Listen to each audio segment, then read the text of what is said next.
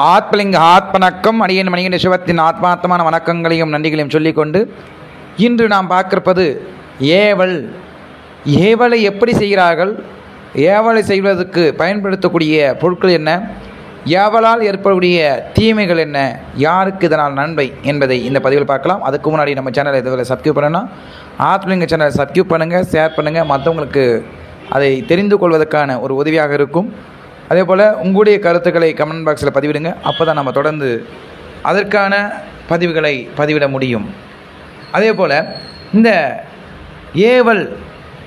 ஏவல் என்றாலே ஏற்கனவே செய்வினை பற்றி பேசியிருந்தோம். இப்பொழுது ஏவல் என்றால் ஒரு செயலை செய்ய சொல்லி மற்றவிடம் சொல்வது பெயர் ஏவல்.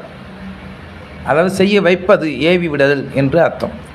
ஒருவர் அமைதியாக இருக்கக்கூடிய ஒரு நபரை இவர் மீது ஒரு புகாரையோ அல்லது ஒரு குற்றங்களையோ சொல்லி அவரை அதை செய்யும்படி வற்புறுத்தி அனுப்பிவிடுவது ஏவல் என்று அர்த்தம். அப்படியாக ஒரு பாவையோ அல்லது ஒரு பொருட்களை, தாந்திரிக பொருட்களை வைத்தோ அல்லது எந்திரங்களை வைத்தோ ஏவி விடுதல் பேர் ஏவல் என்று சொல்வார்கள். இதற்காக தான் ஏவலை செய்வதற்கு எப்படிப்பட்ட தெய்வங்களை பயன்படுத்துவார்கள் என்று பார்த்தோமானால், அதாவது நிறைவேறாத ஆசையோடு இறந்து போன ஆத்மாக்கள், அதே போல் விபத்தின் காரணமாக இறந்து போன, அதாவது நிறைய ஆசையோடு இருப்பாங்க, விபத்தாக இறந்து போயிருப்பாங்க, அல்லது விரும்பியிருப்பார்கள், அந்த விரும்பிய வாழ்க்கை கிடைக்கவில்லை என்பதற்காக தற்கொலை செய்து இறந்து போவார்கள். அதே போல் நிறைவேறாத ஆசைகளோடு ஏதாவது ஒரு சந்தர்ப்பத்தில் இறந்திருந்தார்களோ அல்லது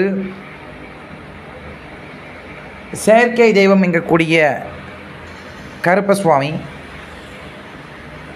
அதே போல் குட்டிகள்னால் கருங்குட்டியை விஷ்ணு மாயவர்கள் இல்லை, அதாவது மலைக்குட்டி, அதே மாதிரி சுடுகாட்டில் இருக்கக்கூடிய நிறைவேறாத ஆசையோடு சுற்றி கொண்டக்கூடிய குட்டிச்சாத்தன்கள், அதாவது குட்டிச்சாத்தன்கள்னால் நிறைவு பெறாத கருக்கள்னால் ஒரு கருவானது 9 மாதம் வயிற்றில் இருக்குது. அந்த 9 மாதத்தில் இருக்கும்போது அந்த குழந்தையானது ஏதோ ஒரு ரூபத்தில் இறந்து விடுகிறது.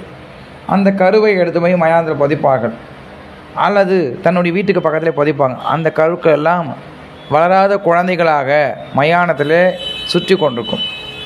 அது மாதிரி குழந்தைகளை படையில் போட்டு பூஜை காரியங்கள் செய்யும் போது வேகமாக வேலை செய்யும்.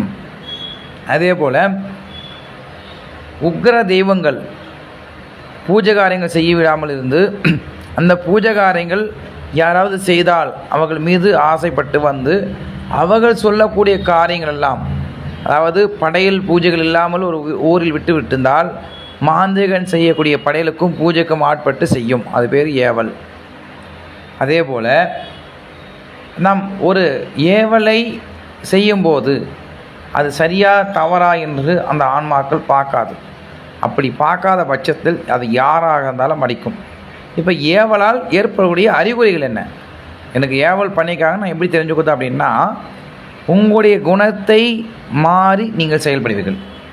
இப்போ எங்கள் வீட்டுக்காரர் நல்லாவே இருந்தார் சுவாமி, கல்யாணம் பண்ணி 4 வருஷத்தில் கடைக்கு பால் வாங்க கூட அனுப்புவது கிடையாது. ஆனால் இன்று என்னை வேலை செய்து நான் கொண்டு வந்த பணத்தை கூட பிடுங்கி கொண்டு குடித்து விட்டு அடிக்கிறார்கள். குடிக்காமல் இருந்தாலும் யார் எனக்கு ஆகாதோ அவர்கள் பேச்சு கேட்டு அடிக்கிறார்கள் என்றால் அந்த உறவானது ஏவல் செய்வதற்கான வாய்ப்பு இருக்கும். ஆனால் குடிக்கிற புருஷனுக்கெல்லாம் ஏவலுக்குன்னு அர்த்தம் முடியாது, அடிக்கிற புருஷனுக்கெல்லாம் ஏவலுக்குன்னு அர்த்தம் முடியாது. அதே போல் நமக்கு ஒருவர் ஆகாமல் இருந்தால் அவர்களெல்லாம் ஏவல் செய்திருப்பார்கள் என்றும் அர்த்தம் கிடையாது. ஏன்னா இன்றைக்கி 100% ஏவலை ஏவி விடுகிறவர்கள் எண்ணிக்கை கம்மியே. அதனாலே குடும்பத்தில் இருக்கக்கூடிய பிரச்சனைகள்லாம் எனக்கு ஏவலுக்கு, பேய்க்கு, பிசாசுக்குன்னு தேடி போக வேண்டாம்.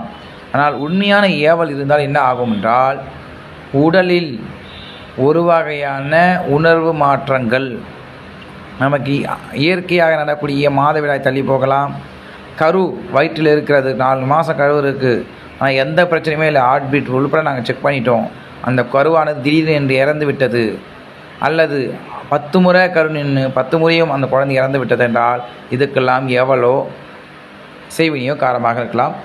90% ஏவல் இறந்து போன ஆத்மாக்களையோ அல்லது கைகருப்பு என்று சொல்வார்கள். இறந்து போன ஆத்மாக்கூடிய பொருட்களை வைத்து கை வசம் வைக்கக்கூடிய கருப்புகள் கைகருப்பு. அது மாதிரி விஷயத்தை வச்சு பண்ணியிருந்தாலோ அல்ல காட்டேரி வச்சு பண்ணியிருந்தாலோ இது மாதிரியான விஷயங்கள் வரும். காட்டேரி பற்றி பெருசாக ஒரு பதிவு பார்க்கலாம். அதே போல் இந்த ஏவலை எப்படி அறிவது அப்படின்னு பார்த்தீங்கன்னா, முக்கியமாக 12 மணி 1 மணி எல்லாம் தூக்கம் வராமல் இருக்கும். இப்போ இருக்கக்கூடிய நாகரிக காலத்தில் ஃபோனை பார்க்குறேன் டிவியை பார்க்குறேன்னு தூங்காமல் இருந்தால் அது இல்லை. ஆனால் எல்லா வேலையும் முடிச்சு விட்டு அசதியாக இருந்தால் கூட தூக்கம் வராது. தூக்கத்திலே நான் பல்லை கடிக்கிறேன், எனக்கு கை கால் பிறழுகிறது, அல்லது நல்லா படிச்சிருந்த ஒரு குழந்தை திடீர்னு படிக்காமல் போயிடுச்சுன்னா அந்த குடும்பம் அந்த குழந்தை படித்து செட்டில் ஆகக்கூடாதுக்காக யாரோ ஏவல் பண்ணியிருக்காங்க. படிக்காத குழந்தைகள் பற்றி நான் சொல்லவில்லை. அதே போல் நல்ல அந்நியமாக இருந்த கணவன் மனைவி திடீர்னு பிரிந்து விட்டார்கள் என்றால் அவருக்கு ஏவல் செய்கிறதுக்கான வாய்ப்புகள் இருக்குது. அதே போல் நல்ல முறையில் கோடி கணக்கில் லட்சக்கணக்கில் பிஸ்னஸ் பண்ணியிருந்தேன், ஆனால் திடீர்னு 6 மாதம் எல்லாமே லாஸ் ஆகி ரோட்டுக்கு வந்துட்டேன்னா உன்னுடைய உறவுகளோ அல்லது உன் மூலியமாக லாபம் பார்க்கக்கூடிய நபர் யாரோ உங்களுக்கு ஏவல் செய்திருக்கார்கள் என்று அர்த்தம். அதே போல் இந்த ஏவலை யார் செய்ய முடியும் என்று பார்த்தோம்னால், மயானத்தில் அமர்ந்து பூஜை காரியங்கள் செய்பவர்கள், மயானத்தில் உள்ள பொருட்கள் வைத்து பூஜை காரியங்கள் செய்பவர்கள், அல்லது இந்த கைகுடுகுடுப்பு வைத்து வேலை செய்பவர்கள், பரம்பரையாக மாந்திரிக வேலை செய்பவர்கள், அல்லது தன்னுடைய தேவைக்காக மனிதன் அதாவது கரு சம்பந்தப்பட்ட மூலிகை வைத்து வேலை செய்பவர்கள் இந்த ஏவலை செய்வார்கள். இந்த ஏவல் செய்வதனால் என்ன நன்மைன்னா, ஒரு புள்ள நம்ம பேச்சு கேட்கலன்னா அந்த ஏவலை ஏவி விடும்போது அந்த ஏவலானது இவர்கள் பேச்சு கேட்டு கையெழுத்து போட்டு பத்திரப்பதிவு பண்ணி தர அளவுக்கு கூட அழைத்து சொல்லும். கணவன் சொல் பேச்சு கேட்கவில்லை என்றால் அந்த கணவனாகப்பட்டவன் அந்த மனைவியுடைய கால் கட்டுக்கு இருக்கிறதுக்காக ஏவல் பண்ணுகிறார்கள். இதில் பக்க விளைவு என்னான்னு கேட்டிங்கன்னா, 1 வருஷம் 2 வருஷம் நேரம் நல்லா இருக்கும், அது வேலை காப்பாற்றும். அந்த ஏவல் அவரோட உடம்புல முத்தி செல்லும் போதோ நம்மளுடைய நேர காலங்கள் சரியில்லாத போதோ அதே மனைவியை கொல்வதை கூட அவன் தயங்க மாட்டான், அதே தாயை கொல்வதை கூட தயங்க மாட்டான், அதே கணவனை கொல்வதை கூட தயங்க மாட்டான் என்பதை நாம் புரிந்து கொண்டு, ஏவல் என்பது எதுக்காக பயன்படுத்தலாம் என்றால், நமக்கு ஒரு கணவன் மனைவி பிரிந்திருக்கிறார்கள் என்றால் அந்த நேரத்தில் அதை சாந்தப்படுத்துவதற்கோ அந்த விஷயத்தை சுமூகமாக முடிப்பதற்கோ மோகினி போன்ற சுப ஏவல்களை பயன்படுத்தலாம். மோகினிலே பல மோகினி இருக்குது, அது துஷ்ட மோகினிகள். நல்ல வகையான மோகினிகளோ அல்லது நல்ல வகையான எச்சினிகளோ அல்லது நல்ல வகையான தெய்வங்கள், ஒருத்தருக்கு செய்வினை பிரச்சனை இருக்குன்னா முனீஸ்வரனை ஏவலாக அவர் வீட்டுகளுக்கு அனுப்பி அங்கே இருக்கக்கூடிய செய்வினை பிரச்சனை சரி பண்ணலாம். ஒருத்தருக்கு மரணத்துக்கு இனியான பிரச்சனைகள் இருக்கின்றால் காளியை ஏவலாக அனுப்பி அங்கே இருக்கக்கூடிய மரண பிரச்சனைகளை சரி செய்யலாம். இது மாதிரி நன்மைக்காக செய்யும் போது நல்லது நடக்கும். ஏவல் செய்வதற்கு என்னென்ன பொருள் வேணும் அப்படின்னு கேட்டால், தலைமுடி இருக்கணும், காலடி மண் இருக்கணும், ஃபோட்டோ வைக்கணும், அதே மாதிரி சம்மந்தப்பட்டவருடைய பெயர் தாயார் பெயர் எந்த ஏரியாவில் இருக்காங்கன்றது தெரிஞ்சால் மட்டும்தான் ஏவலை செய்ய முடியும். இல்லை எனக்கு அவனுக்கு சம்மந்தமே கிடையாது, என் பேர் தெரியாது, ஊர் தெரியாது, நட்சத்திரம் தெரியாது, எதுவுமே தெரியாது, ஆனால் எனக்கு ஏவல் பண்ணியிருக்காங்கன்றதெல்லாம் கட்டுக்கதைகள். உண்மைக்காக வாழ்வோம். உயிர்வினை உன்வினை உன்னை, அதாவது பார்த்தோன்னா தன்வினை தன்னை சுட்டும் என்று சொல்வார்கள். நாம் என்ன நினைக்கிறோமோ அதுதான் நமக்கு கிடைக்குமா தவிர அதை விட்டு மந்திரத்துக்கும் மாயத்துக்கும் சூனியத்துக்கும் ஆட்பட்டு நம்முடைய வாழ்க்கையை இழந்துவிட வேண்டாம் என்று சொல்லிக்கொண்டு நல்லவைக்காக நல்லவை அறிவோம்.